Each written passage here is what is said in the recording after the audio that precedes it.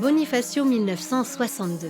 À l'entrée de la ville, au niveau de la grotte dite de la Ragouine, des travaux de terrassement attirent l'attention de Paul Rossi, le directeur du collège. Il en est convaincu, le lieu recèle des traces d'un habitat très ancien.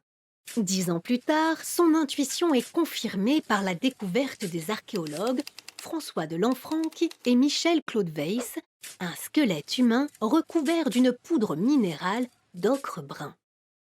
Il s'agit de la tombe d'une femme qui mesure environ 1,54 m, ce qui est dans la norme pour l'époque. Aucun objet n'a été retrouvé dans la sépulture, mais elle a manifestement été enterrée selon un rite funéraire. Des analyses et l'utilisation du carbone 14 permettent d'en savoir plus. Elle vivait il y a environ 6500 ans avant notre ère, et il est probable qu'elle soit morte de septicémie suite à une sévère carie dentaire.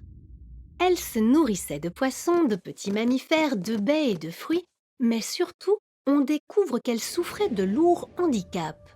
Un trouble de la croissance avait entraîné une atrophie de son épaule droite, une paralysie de son coude et de sa main gauche, les atteintes osseuses atteignaient tibia et orteil et une affection du talon rendait la marche difficile et douloureuse. C'est terrible, mais surtout, c'est touchant. Car il n'y a aucun doute, elle ne pouvait vivre sans l'aide de ses compagnons. Ils ont veillé à la nourrir, à la protéger et à la soigner. Comment peut-on l'affirmer?